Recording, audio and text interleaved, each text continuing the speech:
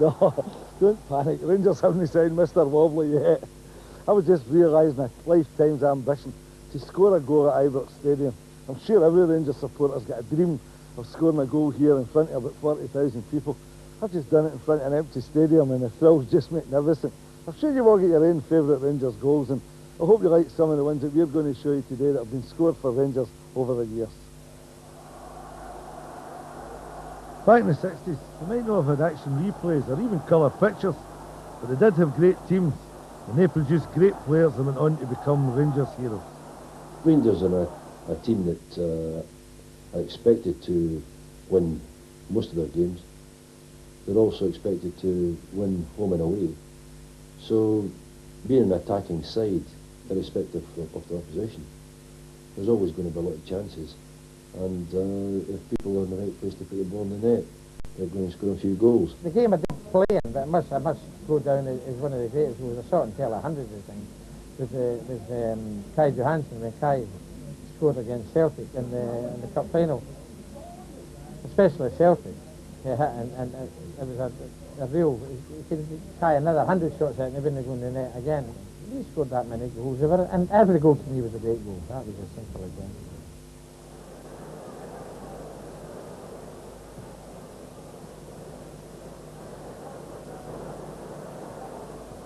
Ball's out. Well, according to Mr. Wharton, it was out. Inside forward Johnston.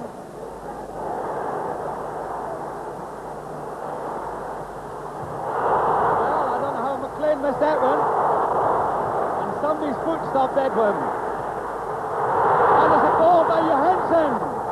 Well, there it is. Johansson, the first Danish player ever to appear in a cup final, and he is celebrated by scoring the first goal. The play, it was quite apparent that Johansson was trying to make his way into position. Everybody anticipated that he would lay the ball off to the wing, and I was some 10-15 yards behind him when he let fly, and it really was a magnificent shot. And I had every sympathy with the Celtic goalkeeper because he really didn't have much of a chance. He didn't see it until it was almost upon him. Johansson, of course, was absolutely elated because he was a polished player but had yet to make himself a great favourite with the Ibrox fans. He was maybe a little more delicate than they would have liked to believe it. It's going to be to Smith. Towards Ferguson. A good goal by Ferguson. Surely as a governed boy, Fergie dreamt that one day would don the light blue jersey. Oh, very much so. That I always remember that a scout called Jimmy Smith, the famous centre forward, great player, and he was a scout. And I don't know how many times he came to watch me playing from the schools, for Govan High. And you always saw him there, on the touchline, and I would go up to my dad after him. Did he say anything? No, I never spoke to him.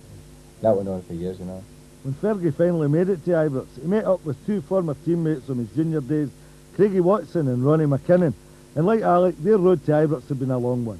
He used to train with the Benburb, And they had a change of match committee, which happens almost every year in junior football. And the new match committee got rid of a lot of us. Every one of us says, don't come back, we don't want any young boys about the place. So we came out at Tinto Park one lovely summer's night, and Big Ronnie says, I've just been a long sign for Rangers. McKinnon got a game for the Bens, I got a game for Rangers. And 6 months later he was playing for Rangers.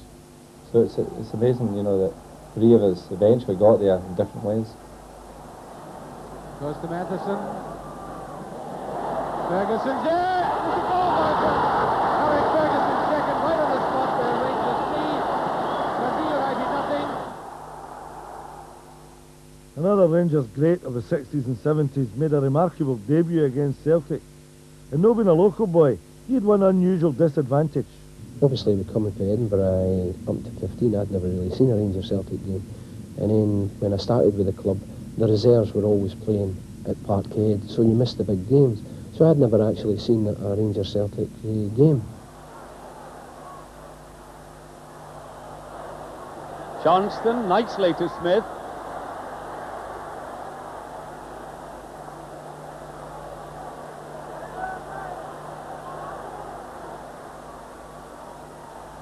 Inside forward, Smith. Jardine. That's a goal by Jardine. It's a goal for Rangers. With 5 minutes to half time, that makes it Rangers 1, Celtic 0. And the young Sandy Jardine's talents obviously caught the manager's eye because it earned him a place in a European tie. I hadn't been scoring goals, so Simon put me up to centre forward. And I had a wee spell where I scored, I think, about 13 goals in 12 games, so it was brilliant. So we're playing, I think it was the Fair Cities Cup in these days, and we're playing against Vojvodina out here. And it was in I think it was the last minute. A free kick into the back post, big Ronnie McKinnon, who was playing then, knocked it across the goals. And there was I, up like a bird, connected beautifully right into the top corner. Penman taking the free kick.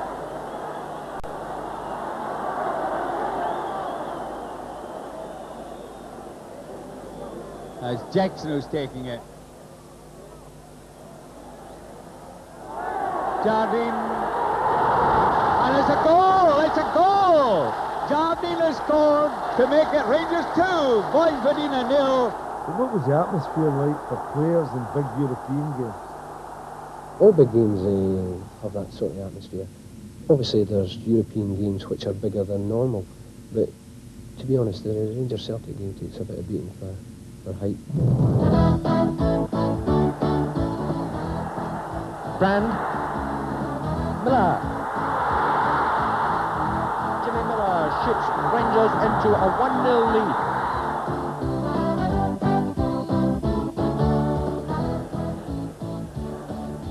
Rangers fourth corner. And the ball given in by Forrest. Headed forward by Miller. Forrest scores. Rangers 1, Celtic 0. Wilson taking this corner kick. And it's a goal. Forrest has scored. Well, it's just the right time to score. And Forrest has broken the post-war record at Ibrox because it's his 39th goal. Craig on the Forest. Henderson of Rangers. And a goal! Goal by Henderson. Look at the Weaver. Well, that's one right out of the bag. Person.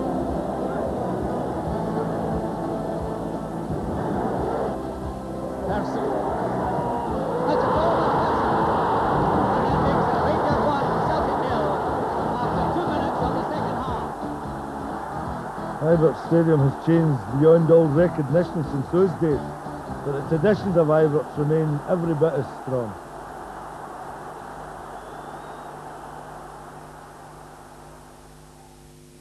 Hello, this is about as far as Rangers fans get in a match day, but today I've got a wee treat for you. I'm going to take you inside this door and show you some of the great things inside Ibrox Stadium. Come on. This is the famous marble hallway. You can see why it intimidated opponents for years and years. It's guarded by security people now, but there used to be an old guy that guarded it here, Bob Moffat his name was, wore a brown overall, and he had sort of failing eyesight, but you couldn't get by him. All the Rangers players, even although he couldn't see them, he could recognise the voices, so they had to speak before they got in. There was a story that the phone rang one day at the end of an old firm game, maybe about 4:45, Bob picked it up. Hello, I'm calling from San Francisco, a voice said. What was the score? And Bobby said 2-1 and put the phone to him. He never said who it was for. So if you're in San Francisco and it was you that called that day, it was for the Rangers, and it was a lot easier than 2-1. Come on, I'll take you up the stairs.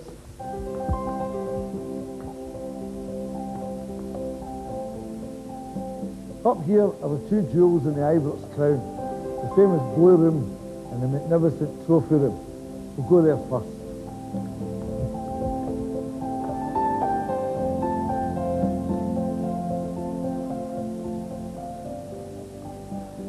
These are the doors that lead into the magnificent Blue Room where the Rangers directors entertain their guests on match day. It's also the scene of a very unique ceremony called the Loving Cup ceremony that takes place in the first game of every new year. Come on, I'll let you into the secret.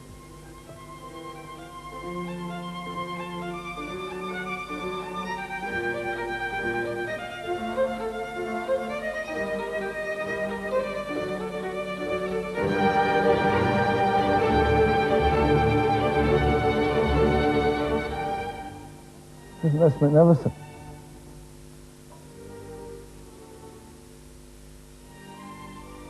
If the trophy room is the crowning glory of Ibrox Stadium, then this surely is the jewel in the crown. It's called the Loving Cup, and it's one of only 30 that were struck to commemorate the coronation in 1937 of King George VI and Queen Elizabeth, the parents of our present monarch. And it's the centrepiece of a unique ceremony which is held on the first league game of every new year. I was very privileged to be here in 1978. Rangers actually won the treble in that year. And they played Celtic in the first home game of 1978. Rangers won 3-1 from goals by Smith, Gregg and Parlane. And afterwards, in here, the directors of Celtic and Rangers and their guests gathered round, stood in a circle. This was filled with whiskey, and everybody toasted the monarch right round the circle. And it's finished by singing the national anthem. And my abiding memory is of Desmond White, the chairman of Celtic Football Club at that time. His voice just boomed round this Blue Room. You couldn't hear anybody else singing but Desmond. Magnificent baritone voice he had in it. If it hadn't been such a solemn ceremony, I think everybody would have burst out laughing. The Loving Cups were presented only to English First Division clubs, and Rangers gained theirs in tragic circumstances after a mining disaster in Stoke. They came down to play what we had a mine disaster, and to get Rangers down here was a big feat. We had a very big crowd. There was no floodlights in those days, of course, and it was on a Wednesday afternoon. Everything, the gate receipts for the charity and so on. And not only that, the president of the club, Stoke City, Sir Francis Georgie, he suggested to have this Loving Cup, which meant that every time the season started, whoever got the Loving Cups would drink it from it. And we had it was a great day. For me, I think I was only about 70, I think I was about 17 or 18. To play against Rangers. In the 1970s, Rangers had arguably their best era, winning 2 trebles and the European Cup Winners' Cup. The start of the decade was unforgettable for one 16-year-old in particular. I can always remember the day before the final. And these days you didn't go away down the coast to prepare for the game. You just went home on the Friday and turned up for the game on the Saturday. I was just going out the door after training when Willie Waddle and Wallace grabbed me and took me into the boot room. They sat me down, they gave me a half a dozen stand tickets for the game and said, "You're playing tomorrow, bring your family through, there's the tickets.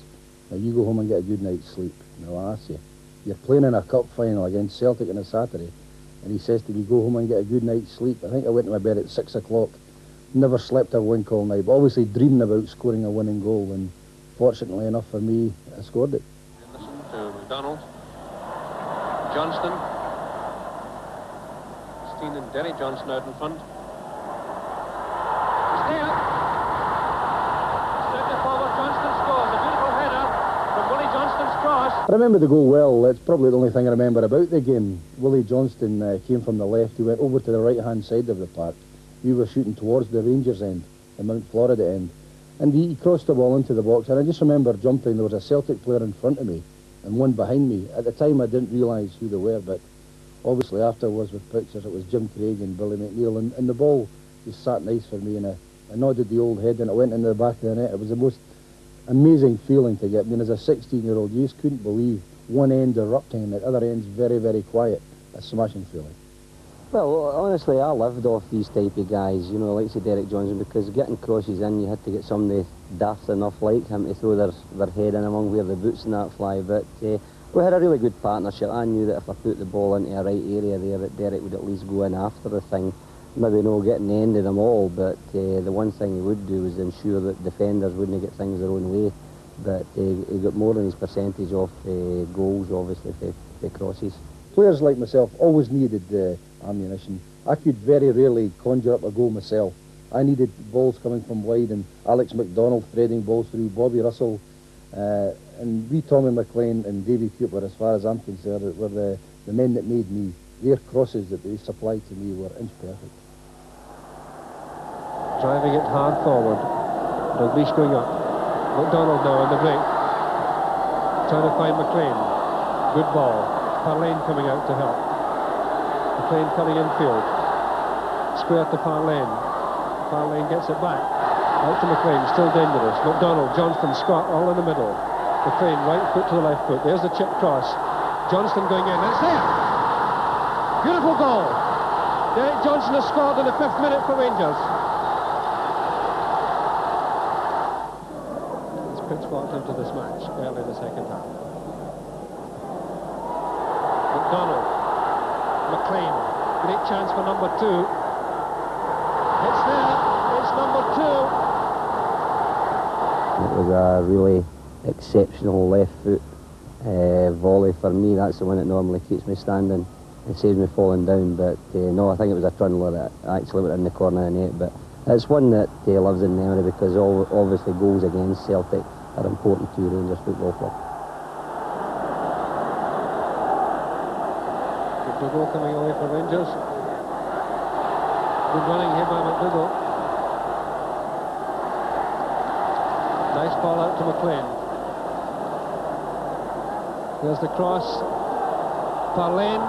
It's a goal. 3-0. Parlane has made it 3-0. 28 minutes gone in the second half. And that's the close-up that gives you the news. Alec MacDonald realised a lifetime's ambition when he signed for Rangers. How did he feel when he scored a goal? I think it's like every young kid when you go to school just along the road there, and your ideal hopes is to play for Rangers and to score the goal in the cup final, which eventually was the winner. It's very difficult to explain how it feels. It's just you're basically gone. You're on a high, and you maybe have another 30,000 behind you who's on a high as well. On to Derek Parlane. Parlane with it. Oh, Edmondson's there. Here's McDonald with it. It's there. Alec McDonald has opened the scoring. It was actually a ball played out to Quinton Young, and he threw it over, which was perfect for me. It was my perfect height, so it was one of these ones, shut your eyes and go for it. And when I opened them up, it was in the right place. It was a fabulous team at the time. We were a very, very solid defence, and that was important. We played 3 at the back end. It wasn't a case of playing 4. They played 3 strikers, we played 3 markers. That's how confident we were, which meant you could push another player into midfield. And the result of that, then midfield men can go up and help the forwards. That's how we looked at it. If we scored 5 and we lost 4, we won the game. And that was a great thing in these days. We never sat back looking for draws. That wasn't heard of them. We went forward to try and entertain and to try and score goals. McKean, Derek Johnston has a chance.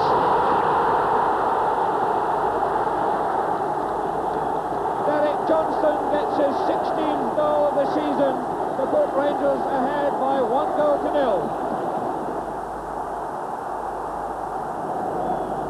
Rangers get the second half underway. They've got a very good Scottish Cup record against Aberdeen. This is their 17th meeting in the Cup. The previous 16 encounters, Rangers have won 9, Aberdeen 3, 4 have been draws. And Rangers confidently coming forward. Oh, what a simple goal! After 15 seconds, Alec McDonald makes it 2-0 to Rangers.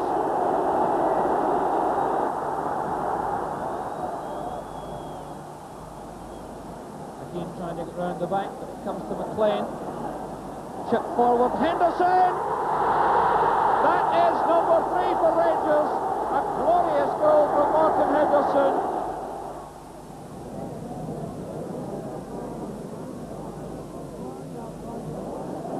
Rangers finding a lot of space, and McKean has got the legs to outwit Rob. Henderson's working back. He dummies it. Parlane! Brilliantly saved by Geoghegan. But Parlane's got it. Derek Parlane, Rangers' second substitute. with 4 minutes remaining, puts Rangers in an invincible lead by 4 goals to 1.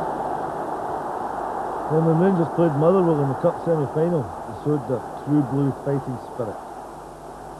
That was an incredible game. Motherwell at the time were on a high. They had Bobby Graham and Pettigrew. That was the 2 strikers. They were the main men. Fabulous players at the time. And we were 2-0 down after an hour, and our fans were giving us absolute bellises simply because we hadn't played. We were outplayed for an hour by Motherwell. And then a long punt from Peter McCoy, found myself running through on the goalkeeper, and he brought me down in the corner of the 18-yard box, and we got a penalty kick from that and we scored.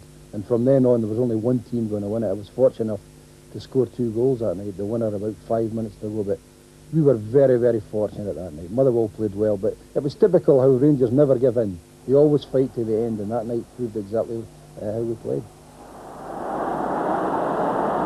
Now Greg here, Graham, can he lay it off? Here's McLaren going in, it's a great goal! Oh, a great goal for Motherwell! McLaren the scorer! Easily mopped up there by Stevens. No real challenge by Rangers, and here's Willie Pettigrew going in well. It's a great chance for Motherwell. Can he turn it round? He will! He's done it! 2-0. Derek Johnson after this, there's McAdam, Rennie as well. And a penalty has been given. A penalty has been given. That's it, 2-1.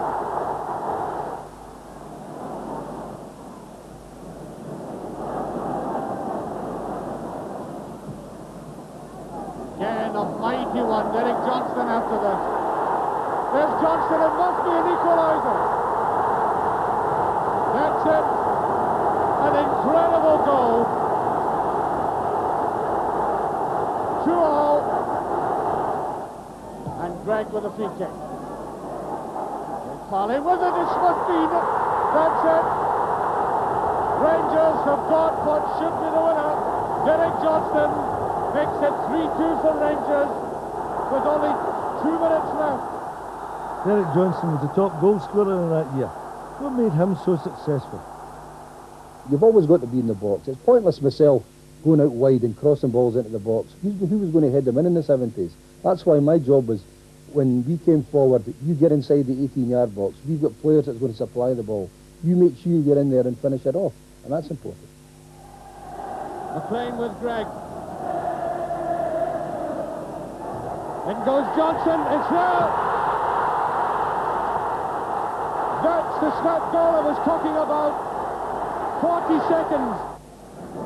The Hearts defence coming right back for this, and they need to because Johnson will be there, Henderson, and of course Jackson coming up just into the penalty box now, McKean with it.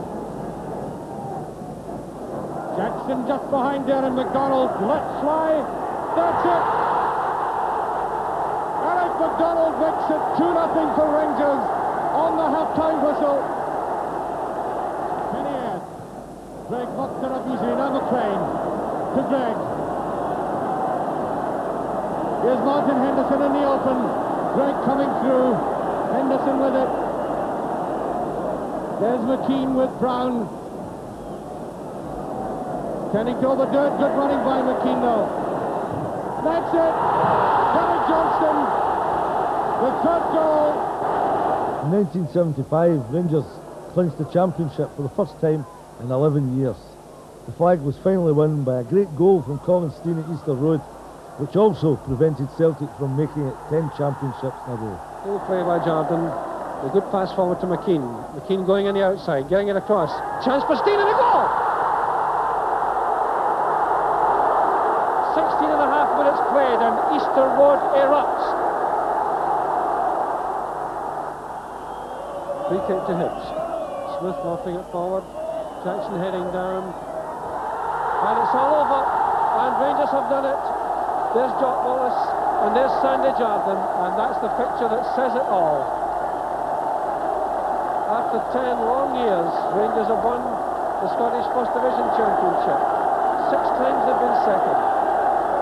Twice they've been third. There's John Gregg with Jock Wallace. Gregg with Jardine. Wallace around all his players.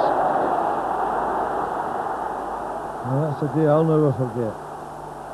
Then in 1978, Rangers signed a young lad from Kilmarnock with a famous footballing name.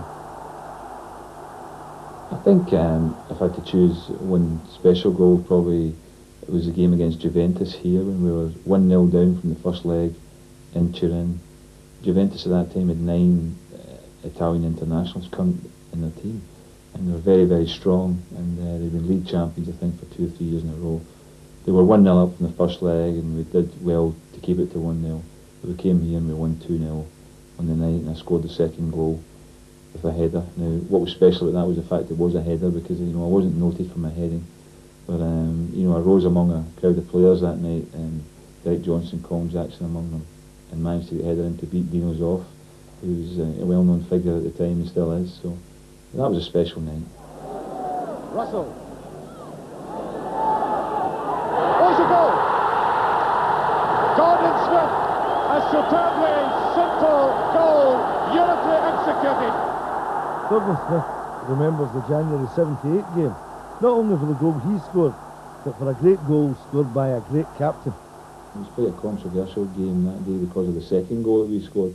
But that day I opened the scoring a good ball from Bobby Russell, and I made a run from midfield through in behind the Celtic defence, and we had good passes of the ball. Tommy McLean, Bobby Russell, Ali McDonald, Davy Cooper, great passes of the ball through, and I made the runs in behind the defence and got through and just hit it first time when I got there. And Jock Wallace always used to say to me, one touch finish when you get in the box, don't mess about in there. And it's probably good advice.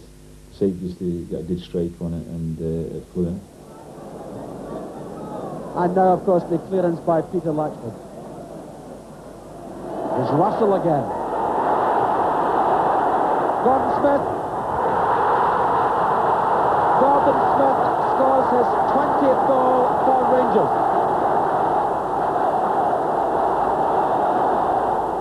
It was interesting because Celtic were attacking the Rangers end down there, and they all claimed a penalty kick.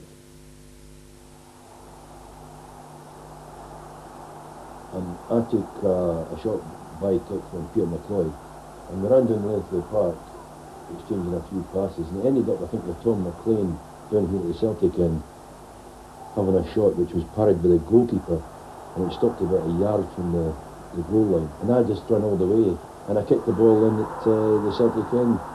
And as a Rangers player, there was no better feeling than scoring against Celtic at their end of the park. It wasn't the greatest goal in the world, but it's one that a lot of people seem to remember because of the incident beforehand and the length of the field running with the ball and passing it a couple of times. And I think one of the things there was the fact that I passed it and managed to pass it accurately and get back. In the cup final of that year, the combination of McDonald, McLean and Johnston proved too much for Aberdeen. The ball by Johnston to McLean.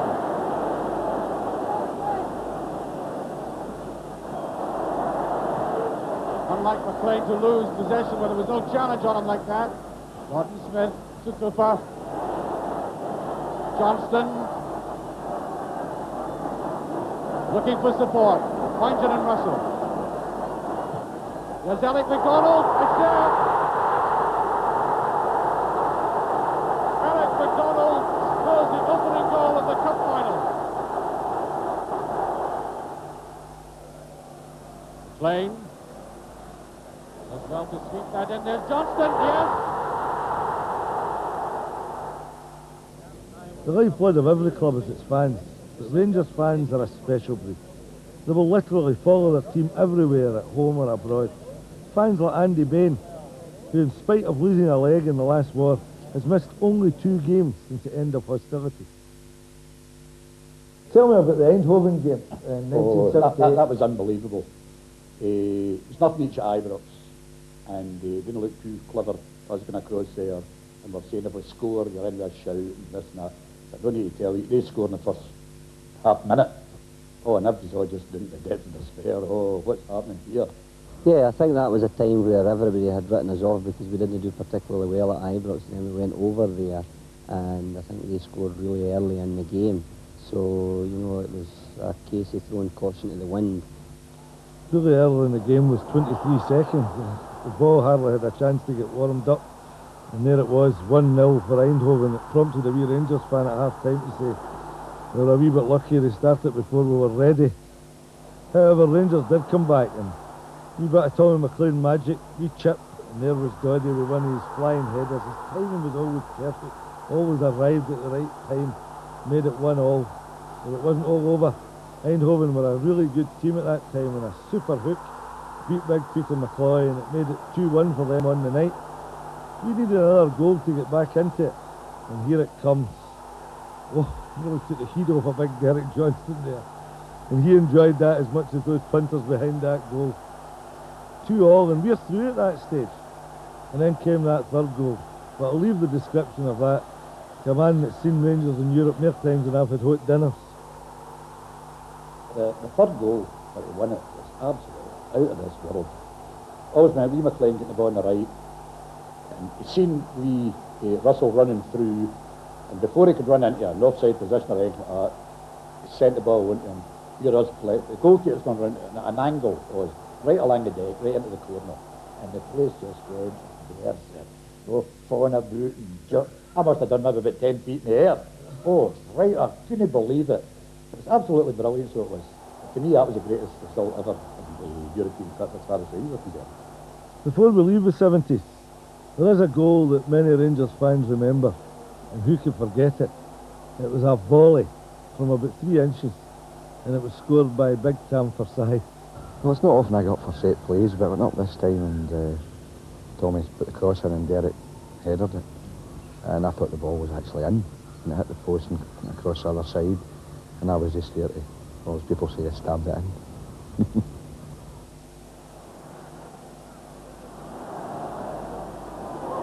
And it's in there. There. Forsyth getting the final touch.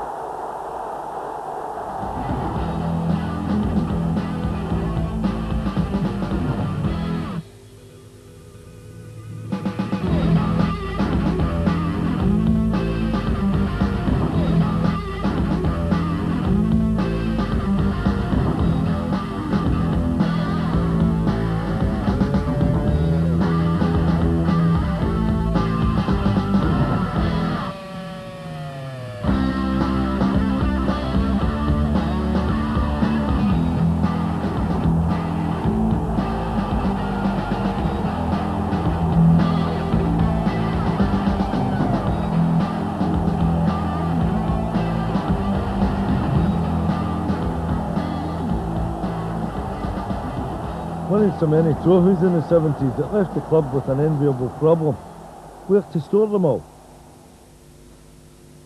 This is the crowning glory of the Rangers Football Club, the magnificent Ibrox trophy room.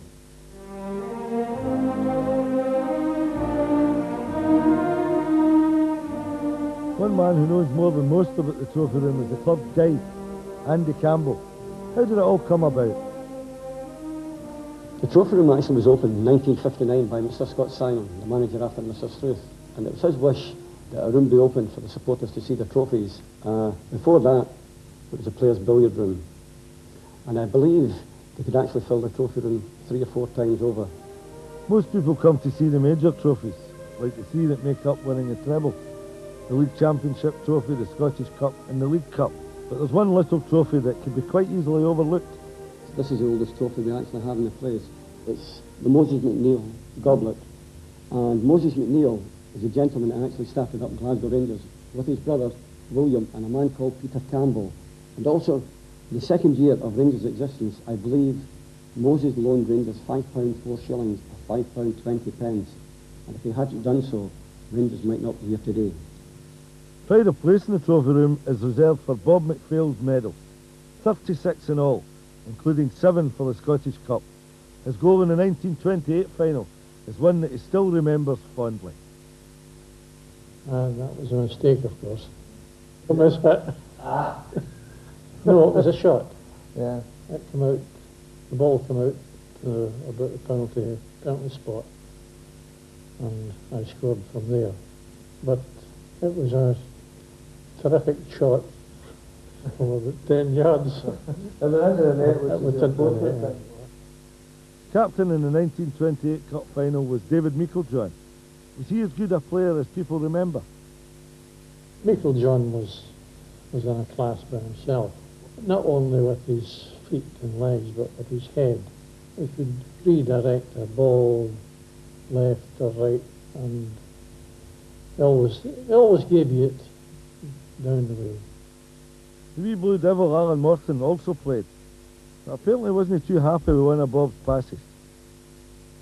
It was up this height, and he stood back. And so I said, why didn't you head it? He says, the name of the game is football. And that was me frightened. Have you got a favourite goal or a favourite match, that you played in? Would it be the 28 Cup final, or was there another one? It's when I put a ring on my wife. That was the best match. The 1980s started with a memorable match against Celtic in the Dryborough Cup. Coops was an absolutely magnificent goal, but it was the second best goal of the game that day. Basically, Andy, the camera couldn't keep up with me. It was going that quick. And one of the Celtic players came with the ball. I was playing as a sweeper, basically. And it was just outside the 18-yard box, and he came through with the ball. And I just took the ball off him, one of my crunching tackles that I was famous for. And from there, basically, I beat one player and just went right through the team. Got into the 18-yard box and carried somebody on, took it on my left foot, and had a cracker right in the neck. And it took me all day to get back, mind you, I was knackered after that. The Dryborough Cup one sticks out in my mind. Many years ago against Celtic at Hampden, there was a big crowd that day, and it was one of these ones where I just started flicking the ball up in the air to get it away from defenders, and before I knew it, I was clean through on Peter Latchford and managed to finish it by putting it in the back of the net. One of these goals, it just happened spur of the moment, and I'll always remember it. The thing about it in the papers, I hardly got a mention because he did score an exceptional goal. He kept it up and flicked it over one boy and flicked it over another guy and knocked it in the net. And although my goal I think was a wee bit better, I hardly got a mention. The first Old Firm game of the following season provided a spectacular goal from Alec Miller. Chance for Miller. That is a superb goal from Alec Miller. His first of the season. It came from a throw-in from Willie Johnston. He struck it beautifully on the full volley with that left foot. And you can see that Pat Bonner hadn't an athlete. I think over the years I've been mainly known for supplying the crosses for other people. A lot of people said that at times, maybe you don't score as many goals as you would like. But my answer to that is that the satisfaction I get for maybe crossing one and one of the other lads knocking one in, it's a goal for the club. At the end of the day, I don't really mind who puts them in as long as we get a goal. Derek Johnston. Cooper playing it in. Bobby Russell makes it two. And that really was a wicked free kick from Davy Cooper. It's a thing I always practiced when I was younger, coming through the school days. I could hit the ball very hard. I was lucky enough to do that. It was only a matter of trying to get it round the wall, and I used to stand hours on end and try and curl it round the wall and do certain things. And then gradually you start getting used to it and you start finding the target, and then you start putting more pace on the ball. So it was something I was known for, and luckily enough I managed to get my share in my career of getting the ball in the net round the wall. Davy Cooper entrusted with the task of finding a way past that United wall. And he's made it! He'll be a very, very dangerous striker of the ball indeed.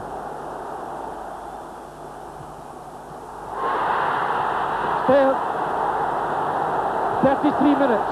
The magic left foot of Davy Cooper brings the game to life.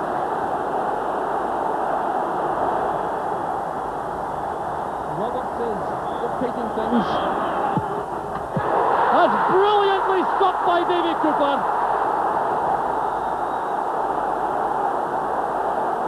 And then in season 83-84, Rangers signed a certain Ali McCoy, who started a scoring habit against Celtic, which has continued to this day. The two newcomers, of course, Ali McCoy from Sunderland, signed for 170,000, and the young Glaswegian-born Australian internationalist. There's his back, number 11, David Mitchell.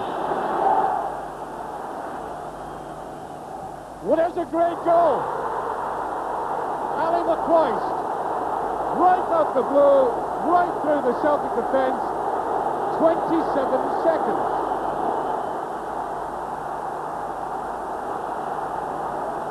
McCoist against Bonner. Perfectly stopped away by Ali McCoist, and Rangers take the lead.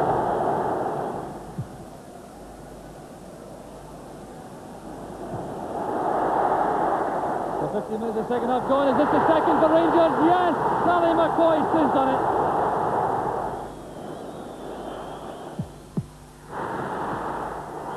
He made it at the second attempt. I think I've always said along, it's the best part of my job, certainly coming in here every day is a real pleasure, but what I'm paid to do here is score goals.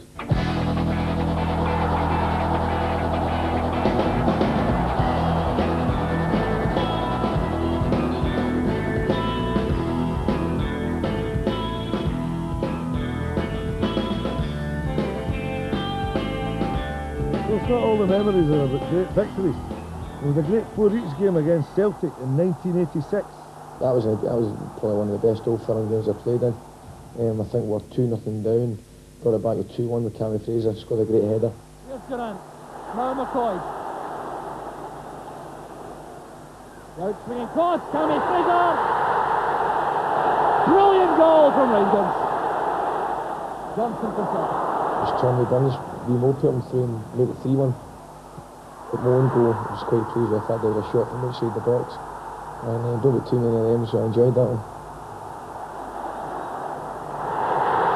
Magnificent goal, Ali McCoy. Fine pass to McPherson. Adam McLeod back with him. Lower flick. That's the third.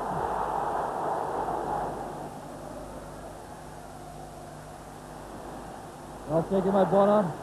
Right back in and under the crossbar. Touched in by Cammy Fraser. Old Firm games are generally tight, closely fought affairs. This one was obviously closely fought, but the 8 goals in it, the set was incredible. Who could ever forget the great Old Firm clash at Ibrox when Rangers achieved a great 2-2 draw after a fight back with 9 men? It was Woodsy and Big Butch got the robber. We went down to 9 men and Robbo was in goals, doing his bit in front of the Cortland Road. We came back and I fortunate enough to pull one back to make it 2-1 with my left foot, surprisingly enough. McCoy's a great chance for Rangers. He's made it. Rangers are right back in the match. And this goal, a tribute initially to Ferguson and then to Richard Goff. Now just look at the quality of this pass from Goff. Opening up the Celtic defence. And McCoy so deadly coming in from the flank. Inside of the post, into the net. And Rangers are right back in contention. Ferguson playing it wide for Durant. Rogan comes to meet him. Oh, it's good running by Durant. He's away from Rogan. The other goal inside. McCarthy did well with the header, but it's Durant again. The last chance perhaps for Rangers. The chance is on for Goff. Richard Goff makes it 2 apiece. In the final minute of the match. What incredible drama here at Ibrox. And I can remember looking at the Celtic support because it was right up at that end and they were shattered, and then it was just like a split second after it sunk in that we'd scored and the whole Rangers end just absolutely erupted and the noise was incredible. And we drew 2 each that day, but I think the fans felt we'd beaten them. It was like a victory for us because we'd lost the goalkeeper and Big Butch and stuff like that, and coming back from 2-0 down, this was like a moral victory for the lads. That was a great day. But what is it actually like to be a player in an Old Firm game? Well, I remember my first game on the Wednesday night at Ibrox. It was 96,000 at Ibrox, the gates were closed at 6 o'clock or something, and thousands walked out, and that kind of atmosphere and the noise, and you're coming out, the 2 teams are coming out, you can't do a thing. When it comes to the day of the match, obviously there's a lot of nerves involved, and everybody's different how they cope with their nerves. Some people just sit in a corner and read a paper quietly, others are bouncing about, shouting, bawling, and all these sort of things. But it's very, very nervous. Well, playing against Celtic is special, and it's the biggest game, club game in the world. There's no doubt about it that it's a game that the atmosphere is unique, And to play in that game alone is fantastic, but to actually score in it, it makes it even better. If you win the game, the dressing room after the game is tremendous and everybody's on a high, but in the opposite, your heads are down, you don't feel it going out on a Saturday night if you lose that match, and it really determines how you live for the next few weeks until you play the Celtic again, so you can get a chance to redress the balance. But it really is so important. It's only a game of football to some people, but other people it's their life. Well, for all fun game, I think the boys are buzzing. But, if you like Coyson, then we're ready at 2 Coyson, he plays the precious dribbling, 43, a 5-minute warm-up, that's him, that does him. But usually most of the boys in the league, we're all keyed up and ready to go. Everybody deals with it in different ways. Some of the boys, like Bomber, will be ready about 1:30. He'll have his gear on about 1:30, be marching up and down the dressing room, throwing head-in balls off the wall. And we Giranti's a little bit later, and I'm probably latest at a lot, which will surprise a lot of you. I like to get a read at the programme, I sit about and a bit of crack and take my time getting ready. But Bomber, as I say, he's unbelievable. He's 1:30 and he's up marching down the dressing room. Ray Wilkins will take the free kick. Goff is in the box once again. So is Butcher. Back to Brown. Blocked by McCarthy. There's McCoy.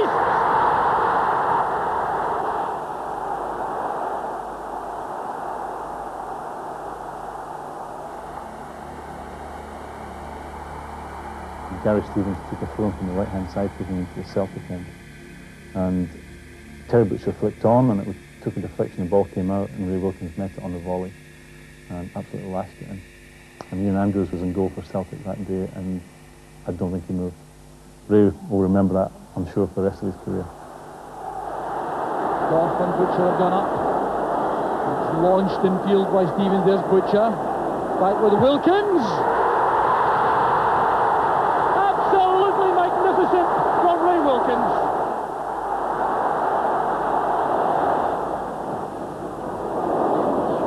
Here's Durant retrieving it for Rangers. McCoy nods it on, an awkward one for Andrews. And the ball is in the net. It's a goal for Rangers. McCoy to Walters. Walters now facing McCarthy. Putting in a fine cross. Kevin Twinkle! Walters to Twinkle. It's 4-1 to Rangers. It was great play from Walters. When you zoom for the cross, there was Twinkle powering the header against the balance of Andrews into the top corner. And it's 4-1 to Rangers.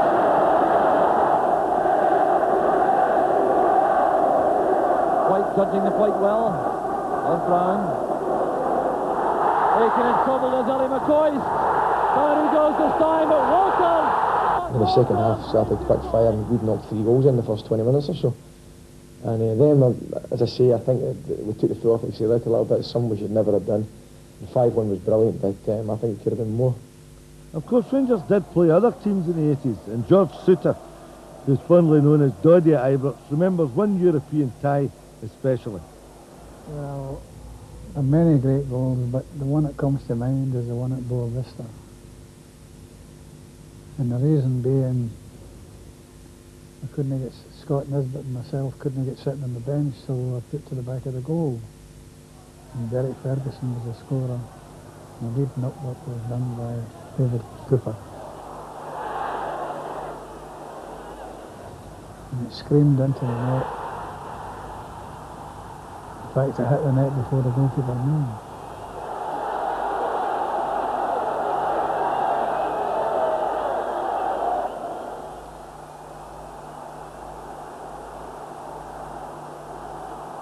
And Scott Nisbet and I had a field day, jumping up and down like a couple of loonies.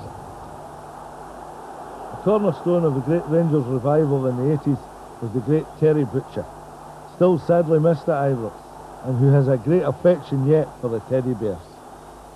Well, I obviously remember many goals that Rangers scored in my, 4 and a bit years that I was here, many important goals, but probably in that first year, 86-87, when we won the championship at Pittordrew, the goal I scored, and I'm not just saying because I scored, because it's one of the rare goals I did score for Rangers in the right net.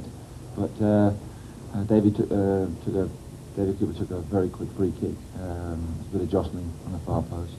And as usual, David Cooper put it right on the button, and I just got my head to it. And the pace of the ball, the pace of the free kick from David, I just got my head there and managed to nut it in. There's Cooper. There's Butcher, he scored! The shock that I'd scored was the first thing, and then everybody piled on my back. I must have had about 4 or 5 on my back, and I just carried on walking. It was a great feeling, and that goal, as we're down to 10 men now, we thought, right, that's it. In 1988, Rangers won the League Cup, but not before a technically brilliant goal from Davy Dodds. 20 minutes gone, Aberdeen with the corner kick, and that's the equaliser. Dodds. Not an easy chance, I may say. Seemed to come off the thigh. Yes, Ferguson was a brilliant goal.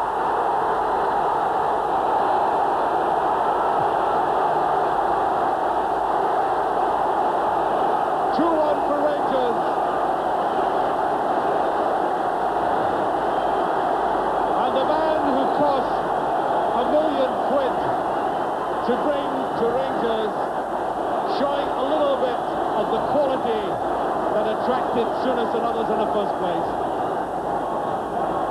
Absolutely no chance for Theo Snelders to save this one.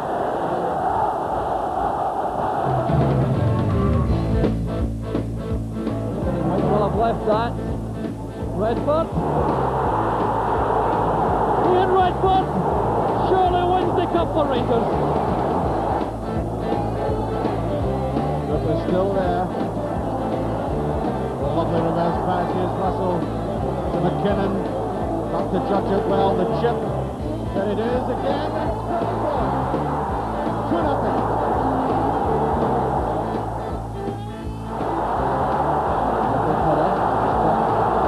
Grant's head up to McCoy's. There's Durant, a great chance for Rangers. And that was Michael. Set piece at the edge of the box. Wilkins sideways to Ian Ferguson. Perhaps the most powerful right foot in Scotland at the moment. To the crowd. And he's done it. A beautiful goal by McCall. There's Ferguson with a shot. Oh, it's a brilliant one. And he's gone in. It's a second for Rangers. The goalkeeper couldn't stop it, and I think Ali got the final touch, Ali McCoy's.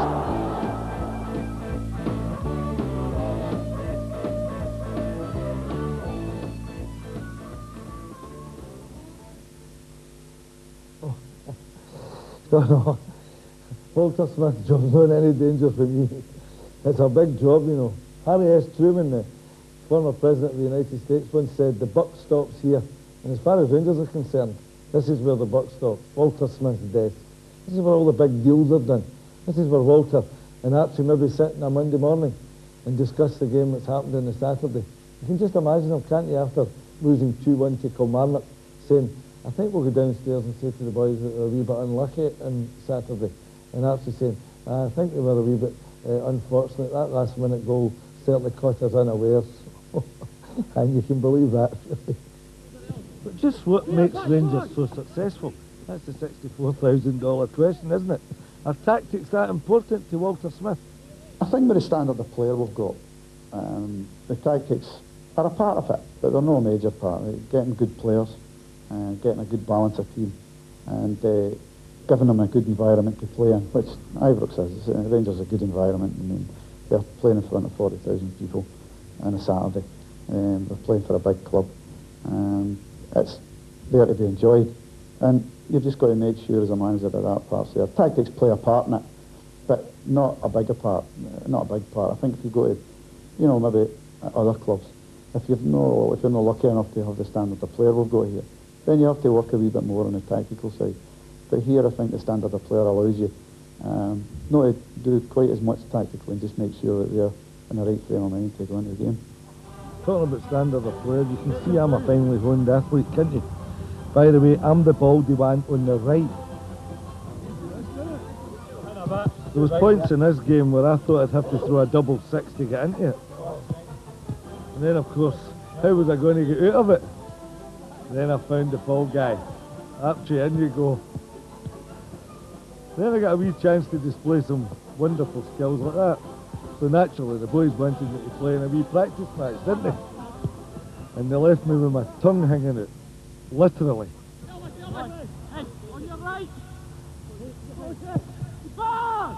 Dear, oh dear me. Watch this. Beckenbauer, who's he?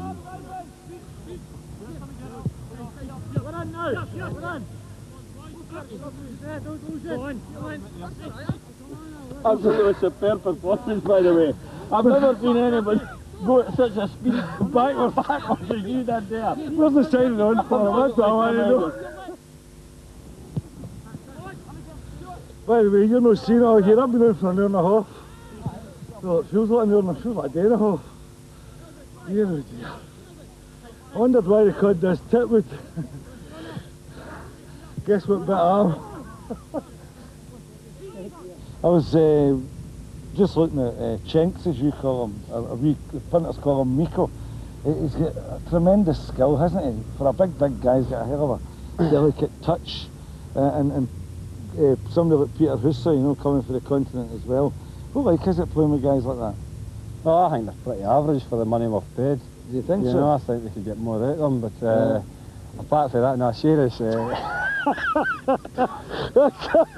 away, he's not even they're great guys, and but we've still not seen them putting their hands into their wallet. But I think the money we paid for them, we could expect more from them.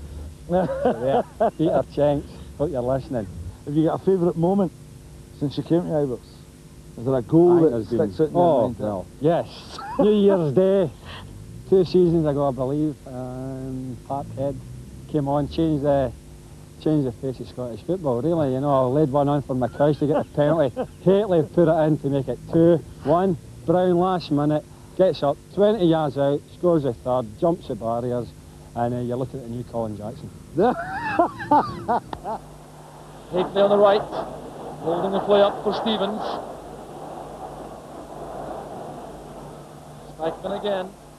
John Brown's in the middle. Alstra on the left, McCoy's in inside right position. Here's Brown going all the way himself. That settles it! John Brown ends the match in a contest with that rifling left-foot shot.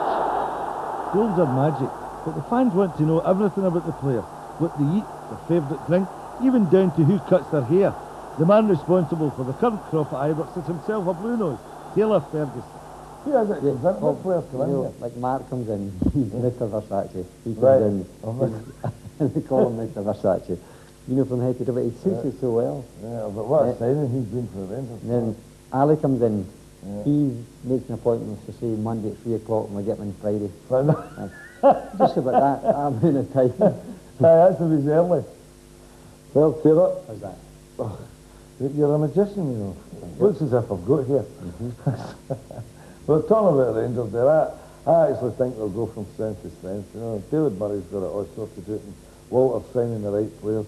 In fact, I could see us going on and making it 10 in a row, you know. That'll be right.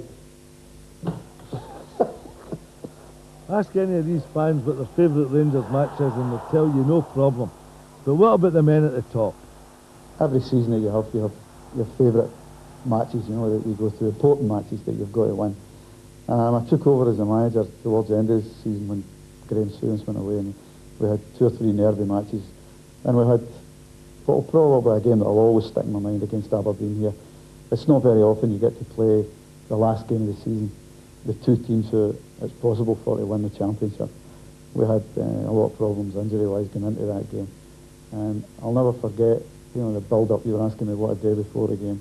Well, Archie had just joined us, and we just started to do our wee routine, and you know, it seemed to pass just like that, and we get into the match. And the atmosphere that day, you usually associate great atmosphere with Old Firm games here, but the atmosphere that day was absolutely phenomenal. I've always said that it's a wee bit like the John F. Kennedy one. You'll always remember where you were when it happened. If you're a Rangers supporter, wherever you were in the world, whether it be in Australia, London, Corby, anywhere, you know where you were the day Rangers won the championship. The tension was there for both sides. You know, for Aberdeen, an opportunity to win the league at Ibrox, which psychologically for them would have been a great thing, even looking towards the following seasons. For me, just starting out as a manager and getting an opportunity to keep the momentum going at Rangers that had been set over a period of years. It looked like the championship was running away from us a wee bit. We'd gone to Motherwell and lost. We'd scraped through against St Mirren the week before that. And I just think right up to the last minute we'd never won it. That's a day I think that will always live with me, and it's no often, as I say, you get an opportunity to play or be involved in that type of game. And when we won that, to win the league, that was probably the best feeling I've ever had, you know, at any time in my career. Continues clearance. Walters wants to bring the ball down and take on Wright. Going to the early cross, there's Hayplay. It's a magnificent goal for Rangers. 5 minutes from half-time and I've got zero. It's just about the first time in the match Mark Haypley's had the better of Alec McLeish. It was a delightful cross and a masterly finish. Set up here by Walters. With good decoy runs made there, notably by Gary Stevens. That ball flighted across. And this is Mark Haypley at his very best.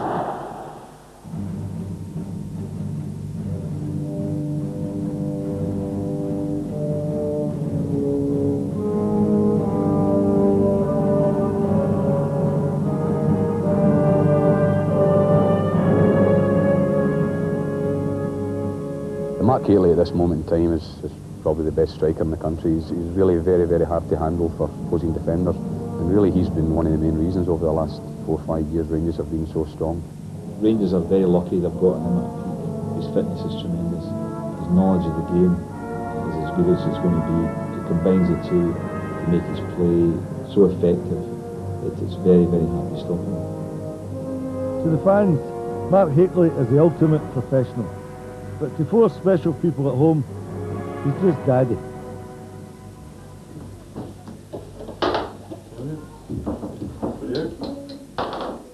Having children, like young son Tom, Mark is not allowed to forget the importance of family life. You know, family life is, it gets your mind off football. You go in training in the morning, and you know, it's always nice to come back, and then you've got, you know, just normal, you know, parenthood problems as everybody else has got with it, you know, whether it's football or a postman. You know, we still come away from work and, you know, the problems are still there. It takes your mind off it a lot of the time, most of the time. Although it took long enough, what finally clinched his signature as a Ranger? I think Rangers was, you know, possibly the easiest move for me. The chairman was very positive in what he wanted, so was Graham. And it was very much on the way I was looking, you know, to progress in my career. They wanted the same things for the club that I wanted.